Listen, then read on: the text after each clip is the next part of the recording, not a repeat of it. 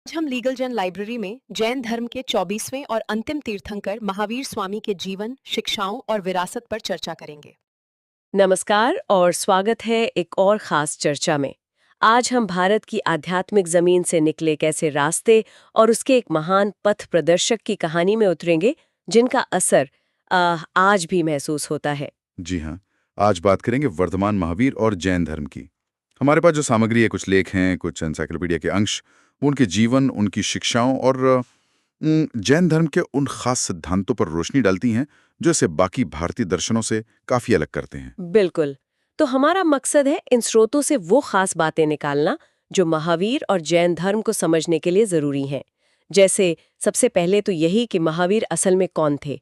क्या वो सच में संस्थापक थे जैसा बहुत लोग मानते हैं, या उनकी भूमिका कुछ और थी? हाँ, और जैन धर्म के वो मूल सिद्धांत क्या हैं, खासकर वो कर्म और अहिंसा वाली बात जो उनकी सोच को इतना अनोखा बनाती है। और हाँ, कुछ ऐसी बारीकियां भी देखेंगे शायद जो अक्सर नजरअंदाज हो जाती हैं। सही कहा। तो चलिए देखते हैं इन स्रोतों में क्या मिलता है और इस पर थोड़ी गहराई से बात करते हैं। तो शुरुआत महावीर की पहचान से ही करते हैं। अक्सर सुनने में आता है और कई स्रोत भी यही कहते हैं कि महावीर जैन धर्म के संस्थापक थे। जन्म का समय भी बताते हैं लगभग 599 ईसा पूर्व। पर क्या ये पूरी कहानी है? देखिए, ये एक आम समझ तो है, लेकिन यही एक दिलचस्प बात है। जैन परंपरा खुद महावीर को संस्थापक नहीं मानती। अच्छा, संस्थापक नहीं? नहीं, उन्हें जैन धर्म के 24वें और आखिरी तीर्थंकर माना जाता है। तीर्थंकर मतलब वो जो रास्ता दिखाते हैं संसार सागर से पार जाने का। एक तरह से आध्यात्मिक गाइड कह सकते हैं। 24वें मतलब इनसे पहले 23 और हो चुके थे। तब तो ये धर्म बहुत ही प्राचीन हुआ। बिल्कुल। जैन मान्यता यही है कि ये परंपरा पहले तीर्थंकर ऋषभनाथ से चली आ रही है, जो बहुत बहुत पहले हुए थे। महावीर तो असल में 23वें तीर्थंकर थे। पार्श्वनाथ उनके आध्यात्मिक उत्तराधिकारी थे। पार्श्वनाथ, ये नाम भी सुना है। हाँ, और पार्श्वनाथ भी महावीर से करीब 273 साल पहले हुए थे, मतलब लगभग 9वीं या 8वीं सदी ईसा पूर्व। अच्छा, तो फिर महावीर की भूमिका क्या थी? अगर संस्थापक नहीं तो क्या उन्हें एक सुधारक कह सकते हैं? या जिसने धर्म को फिर से जमाया। हाँ, ये ज्यादा सही रहेगा। उन्होंने पार्श्वनाथ से मिली शिक्षाओं को उस समय के हिसाब से परिष्कृत किया, उन्हें व्यवस्थित किया, और जो जैन संघ पहले से था उसे नई ऊर्जा दी, उसे मजबूत बनाया। तो तकनीकी रूप से संस्थापक कहना ठीक नहीं, पर हाँ, ये कह सकते हैं कि उन्होंने जैन धर्म को वो रूप दिया जिसमें वो आज ज्यादातर जाना जाता है। ये बात तो साफ हुई। चलिए अब थोड़ा उनके जीवन की तरफ बढ़ते हैं। कहाँ और कब जन्म हुआ था उनका? स्रोत क्या बताते हैं इस बारे में? जन्म की बात करें तो पारंपरिक जानकारी हमें ले जाती है करीब 2600 साल पहले, 599 ईसा पूर्व। 599 ईसा पूर्व। हाँ, जगह थी वैशाली गणराज्य में कुंडग्राम या क्षत्रिय कुंड नाम की जगह। ये आज के बिहार में है। जी, वो ज्ञात्री वंश के क्षत्रिय राजा सिद्धार्थ और रानी त्रिशला के बेटे थे। और एक दिलचस्प बात यह भी है कि उनके माता पिता खुद भी वो 23वें तीर्थंकर पार्श्वनाथ के अनुयायी थे। अरे वाह, ये तो रोचक है। उनके बचपन का नाम वर्धमान था, सुना है। इसका मतलब होता है बढ़ने वाला। ये नाम क्यों? और फिर उन्हें महावीर यानी महान वीर क्यों कहा जाने लगा? इसके पीछे कोई कहानी है? वर्धमान नाम के पीछे मान्यता है कि जब वो गर्भ में आए तो राज्य में धन धान्य बढ़ने लगा था।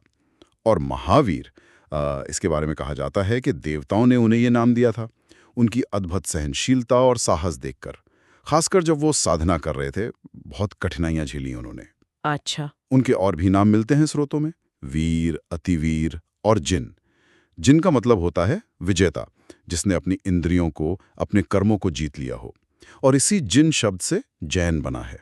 उन्हें निर्ग्रंथ भी कहते थे, मतलब बंधन रहित। उनके निजी जीवन के बारे में, खासकर शादी को लेकर स्रोतों में थोड़ा अलग अलग बातें हैं, है ना? हाँ, ये एक ऐसा बिंदु है जहां जैन धर्म के जो दो मुखी पंथ हैं, श्वेतांबर और दिगंबर, उनमें मतभेद है।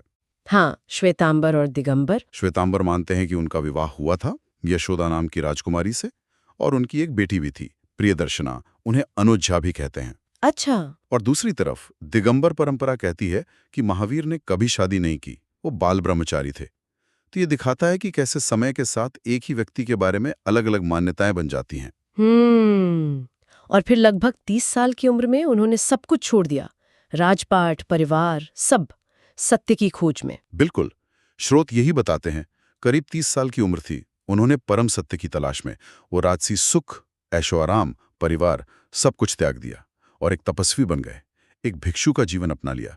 सोचिए जरा, एक राजकुमार का सब कुछ छोड़ के निकल जाना। और उनकी तपस्या, सुना है वो बेहद बेहद कठोर थी। कैसी थी वो साधना? ओह, बहुत कठोर। जो वर्णन मिलता है स्रोतों में वो तो रोंगटे खड़े कर देता है। 12.5 साल लंबा समय है। 12.5 साल? हाँ, इस दौरान उन्होंने लंबे और कठिन उपवास रखे, गहरी ध्यान साधना की, सर्दी, गर्मी, मान अपमान, हर तरह के शारीरिक मानसिक कष्ट सहे, पूरी तरह मौन रहे और आखिर में तो उन्होंने कपड़े भी त्याग दिए, पूरी तरह दिगंबर हो गए, मतलब नग्न अवस्था में। कहते हैं ये तपस्या उन्होंने एक अशोक या साल के पेड़ के नीचे की थी। 12.5 साल की ऐसी कठिन तपस्या, ये तो कल्पना करना भी मुश्किल है। इसका नतीजा क्या निकला फिर? इस असाधारण तपस्या का फल मिला। करीब 42-43 साल की उम्र में जृंभिक ग्राम नाम की जगह के पास, ऋजुपालुका नदी के किनारे, एक साल के पेड़ के नीचे उन्हें मिला केवल ज्ञान। केवल ज्ञान? इसका क्या मतलब है? केवल ज्ञान मतलब अनंत और संपूर्ण ज्ञान, सर्वज्ञता, सब कुछ जान लेना। जैन मान्यता है कि केवल ज्ञान होते ही व्यक्ति राग द्वेष जैसे सभी 18 दोषों से मुक्त हो जाता है। आत्मा अपने शुद्ध असली स्वरूप में आ जाती है। वाह, केवल ज्ञान, सब कुछ जान लेना। इसके बाद उन्होंने क्या किया? क्या वो एकांत में ही रहे? नहीं, बिल्कुल नहीं, उल्टा हुआ। अगले 30 सालों तक उन्होंने घूम घूम कर लोगों को वही ज्ञान बांटा जो उन्हें मिला था। अपनी शिक्षाओं का खूब प्रचार किया। अच्छा, उन्होंने सिखाना शुरू किया। हाँ, उनके 11 मुख्य शिष्य बने, जिन्हें गणधर कहते हैं। इनमें इंद्रभूति गौतम सबसे खास थे। माना जाता है कि इन्हीं गौतम स्वामी ने महावीर की शिक्षाओं को सूत्रों में ढाला, जो बाद में जैन आगम कहलाए, मतलब जैन धर्म ग्रंथ। और उनके अनुयायी कौन लोग थे? हर तरह के लोग थे, आम लोगों से लेकर मगध के राजा बिंबिसार और अजातशत्रु जैसे। उस समय के ताकतवर शासक भी उनके अनुयायी बने। और उनका अंतिम समय, निर्वाण जिसे कहते हैं? लगभग 72 साल की उम्र में पावापुरी नाम की जगह पर, जो आज बिहार के नालंदा जिले में है, कार्तिक महीने की कृष्ण पक्ष की अमावस्या को उनका निर्वाण हुआ। निर्वाण मतलब? मोक्ष। हाँ, जन्म मरण के चक्र से पूरी तरह मुक्ति, मोक्ष। तारीखों को लेकर श्वेतांबर और दिगंबर में थोड़ा फर्क है। श्वेतांबर 527 ईसा पूर्व मानते हैं, दिगंबर 510 ईसा पूर्व। कुछ आजकल के इतिहासकार इसे 468 या 425 ईसा पूर्व के आसपास भी मानते हैं। और ये वही दिन है जिसे जैन लोग दिवाली की तरह मनाते हैं ना? ये बहुत दिलचस्प बात है। हाँ, ये बहुत खास है। जिस दिन बाकी भारत में दीपावली होती है, उसी अमावस्या को जैन समुदाय भगवान महावीर के निर्वाण कल्याणक दिवस के रूप में मनाता है, ज्ञान के प्रकाश का उत्सव। कहते हैं पावापुरी का जो मशहूर जल मंदिर है वो ठीक उसी जगह बना है जहां महावीर ने निर्वाण पाया था। ये तो था महावीर के जीवन का एक सफर। अब आते हैं उनकी शिक्षाओं पर, जैन धर्म के मूल सिद्धांतों पर। वो 5 महाव्रत बहुत सुने हैं। क्या है ये और क्यों इतने जरूरी माने जाते हैं? ये 5 महाव्रत तो जैसे जैन आचार संहिता की नींव हैं। ये सिर्फ नियम नहीं है, ये कर्म कणों के आने को रोकने और आत्मा को शुद्ध करने के तरीके हैं। जैन साधु साध्वियों के लिए तो इनका पूरी तरह पालन करना जरूरी है। गृहस्थों के लिए भी हैं, थोड़े नरम रूप में, जिन्हें अणुव्रत कहते हैं। अच्छा, तो क्या है ये 5 व्रत? पहला और सबसे जरूरी है अहिंसा। अहिंसा। हाँ, ये सर्वोच्च सिद्धांत है। मन, वचन या शरीर से किसी भी जीव को दुख ना देना। और ये सिर्फ इंसानों या जानवरों तक नहीं है, इसमें पेड़ पौधे, यहाँ तक कि हवा पानी में रहने वाले छोटे से छोटे जीव, उनकी भी हिंसा से बचने की बात है। बहुत गहरा है ये। दूसरा सत्य, हमेशा सच बोलना, ऐसा सच भी नहीं जिससे किसी निर्दोष को नुकसान हो। तीसरा अस्तेय, मतलब चोरी ना करना, जो चीज अपनी नहीं है, बिना दिए मिल रही है उसे नहीं लेना। ठीक है। चौथा ब्रह्मचर्य, साधु साध्वियों के लिए तो पूर्ण यौन संयम, और गृहस्थों के लिए अपने जीवन साथी के प्रति पूरी वफादारी। और 5वां है अपरिग्रह। अपरिग्रह, इसका क्या मतलब है? इसका मतलब है चीजों और लोगों से मोह न रखना, अनासक्त रहना, जरूरत से ज्यादा चीजें इकट्ठी न करना। अच्छा, जरूरत से ज्यादा इकट्ठा ना करना। इन व्रतों में अहिंसा पर जोर तो बहुत साफ है, और वो भी बहुत गहराई तक। अब जरा कर्म के सिद्धांत पर आते हैं। हाँ, आपने शुरू में कहा था कि जैन धर्म की कर्म की धारणा हिंदू या बौद्ध धर्म से काफी अलग है।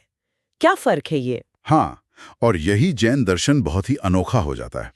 देखिए, हिंदू और बौद्ध दर्शन में कर्म को अक्सर एक अदृश्य नैतिक नियम माना जाता है। कॉज एंड इफेक्ट जैसा। हाँ, कारण और परिणाम का नियम। बिल्कुल। लेकिन जैन दर्शन कहता है कि कर्म असल में बहुत ही सूक्ष्म भौतिक कण हैं, मैटर। इन्हें कर्म पुद्बल कहते हैं। कण मतलब जैसे धूल के कण। हाँ, कुछ वैसे ही समझ लीजिए। जैसे धूल उड़कर चीजों पे जम जाती है, वैसे ही हमारे मन, वचन, शरीर के कामों से ये कर्म कण आत्मा की तरफ खिंचते हैं और उससे चिपक जाते हैं। ये आत्मा को मैला करते हैं, उसके असली गुणों को, जैसे अनंत ज्ञान, अनंत सुख, ढक लेते हैं। और इसी वजह से आत्मा बार बार जन्म लेती है, मरती है। वाह, कर्म यानी मैटर, ये तो बिल्कुल ही अलग नजरिया है। तो अगर कर्म भौतिक कण है जो आत्मा से चिपके हैं, तो फिर मुक्ति मतलब मोक्ष कैसे मिलेगा? इन कणों से छुटकारा कैसे पाएं? बिल्कुल सही सवाल। रास्ता है इन चिपके हुए कर्म कणों को आत्मा से झाड़ना, इसे निर्जरा कहते हैं। और नए कर्म कणों को आत्मा की तरफ आने से रोकना, इसे संवर कहते हैं। रोकना और झाड़ना, समर और निर्जरा। हाँ, और ये होगा कैसे? इसके लिए जैन धर्म त्रिरत्न यानी 3 रत्नों का रास्ता बताता है। सम्यक दर्शन यानी सत्य में पक्का विश्वास, सम्यक ज्ञान यानी चीजों का सही ज्ञान, और सम्यक चारित्र यानी सही आचरण। और इसी सही आचरण में वो 5 महाव्रत आ जाते होंगे? बिल्कुल। सम्यक चारित्र का मतलब ही है उन 5 महाव्रतों या अणुव्रतों का पालन करना। तो ये त्रिरत्न ही वो तरीका हैं जिनसे पुराने कर्म झड़ते हैं, निर्जरा होती है और नए कर्मों का आना रुकता है, संवर होता है। जब सारे कर्म आत्मा से हट जाते हैं, तब आत्मा अपने शुद्ध स्वरूप में आ जाती है, मुक्त हो जाती है। जैन ग्रंथों में वो 14 आध्यात्मिक पड़ाव या सीढ़ियों का भी जिक्र आता है ना? गुणस्थान। हाँ, बिल्कुल, गुणस्थान। ये आत्मा की शुद्धि के 14 लेवल हैं, कह सकते हैं, जो अज्ञान से शुरू होते हैं, फिर धीरे धीरे मोह कम होता जाता है, संयम बढ़ता है और आखिर में पूर्ण कर्म मुक्ति मिलती है।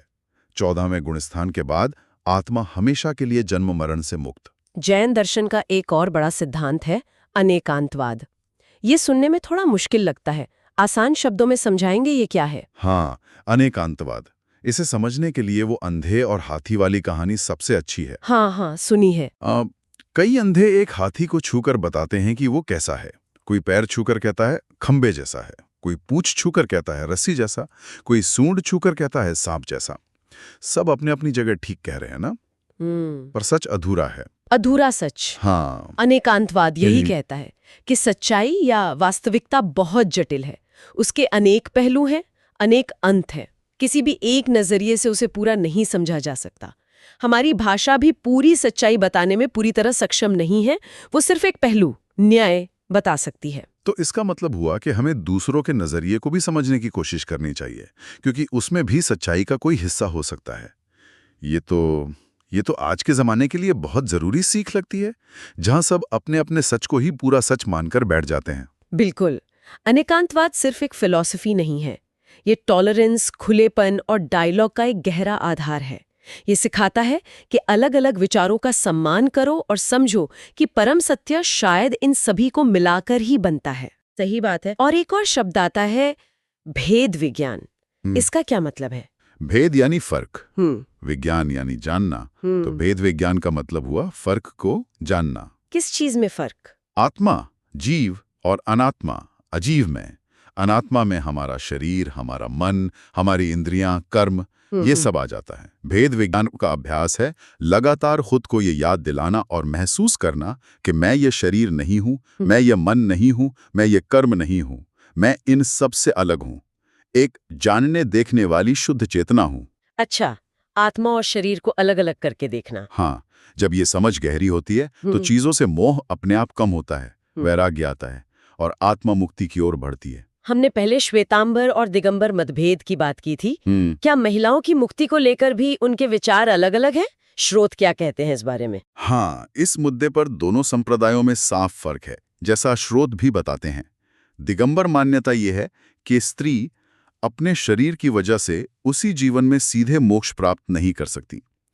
मोक्ष के लिए उसे पहले पुरुष के रूप में जन्म लेना होगा। ओह, हाँ, वहीं श्वेतांबर संप्रदाय मानता है कि स्त्री भी पुरुष के बराबर ही साधना करके उसी जीवन में मोक्ष पा सकती है। ये दिखाता है कि महावीर की शिक्षाओं की व्याख्याएं समय के साथ कैसे अलग-अलग दिशाओं में गईं। एक और सवाल मन में आ रहा था। क्या महावीर और गौतम बुद्ध, क्या वो एक ही समय में थे? क्या वो एक दूसरे को जानते थे? हाँ, ज्यादातर ऐतिहासिक स्रोत और दोनों धर्मों की परंपराएं यही मानती हैं कि महावीर और बुद्ध समकालीन थे। कॉन्टेम्पररीज थे? अच्छा, दोनों ने लगभग एक ही समय, मतलब 6ठी-5वीं सदी ईसा पूर्व में उत्तर भारत में अपने विचार फैलाए, और दोनों ने ही उस वक्त के जो वैदिक कर्मकांड थे, यज्ञों में पशु बलि होती थी, जन्म पर आधारित जाति व्यवस्था थी, इन सब का विरोध किया। हाँ, ये समानता तो दिखती है। और बौद्ध ग्रंथों में महावीर का जिक्र भी मिलता है, निघंट नाथपुत नाम से, मतलब निर्ग्रंथ ज्ञातृपुत्र। हालांकि कभी-कभी आलोचना के साथ भी मिलता है। तो अगर हम महावीर की सबसे बड़ी देन या विरासत की बात करें, तो वो क्या होगी? किस चीज के लिए उन्हें सबसे ज्यादा याद किया जाता है? बिना किसी शक के अहिंसा का सिद्धांत। अहिंसा। हाँ, और उनकी अहिंसा की सोच वो बहुत गहरी और बहुत फैली हुई थी। ये सिर्फ मनुष्यों या बड़े जानवरों को ना मारने तक नहीं थी।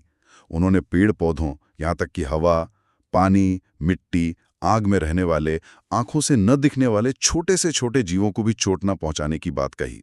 यह अहिंसा का मतलब एक चरम रूप था। हाँ, ये तो बहुत व्यापक है। बिल्कुल। और जैसा स्रोतों में भी लिखा है, महात्मा गांधी खुद महावीर को अहिंसा के मामले में सबसे बड़ा गुरु मानते थे, और उनकी इसी शिक्षा ने गांधी जी के स्वतंत्रता आंदोलन को भी बहुत प्रेरणा दी। और आज के समय में जैन समुदाय, उन्हें किस तरह देखा जाता है? आज जैन समुदाय संख्या में भले ही कम है, लेकिन भारत में अपनी व्यापारिक सूझबूझ के लिए, ईमानदारी, दानशीलता और सबसे बढ़कर अहिंसा के सिद्धांतों के प्रति अपनी निष्ठा के लिए जाने जाते हैं, सम्मान पाते हैं। हाँ, ये बात तो है। स्रोत भी यही बताते हैं कि वे भारत के सबसे सफल और पढ़े लिखे अल्पसंख्यक समुदायों में से एक है। जी। तो आज हमने वर्धमान महावीर के असाधारण जीवन और जैन धर्म के गहरे विचारों को समझने की कोशिश की।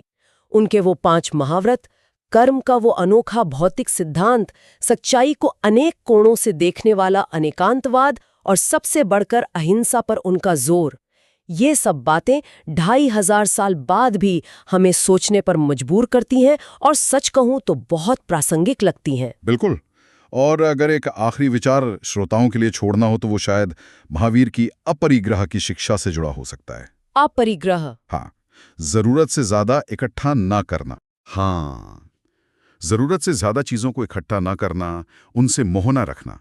आज हम एक ऐसे युग में जी रहे हैं जहां चीजों को जमा करना, उपभोग करना, कंजम्पशन, यही जैसे सफलता का पैमाना बन गया है। सही बात है। ऐसे में यह हजारों साल पुरानी सीख हमें रोक कर सोचने को कहती है, क्या वाकई हम जरूरत से ज्यादा चीजों के पीछे भाग रहे हैं? क्या इस भागदौड़ से हमें सच्ची खुशी मिल भी रही है? अपरिग्रह का सिद्धांत आज हमारे जीवन में कैसे उतर सकता है? इस पर सोचना शायद हम सबके लिए फायदेमंद हो। सोचने वाली बात है।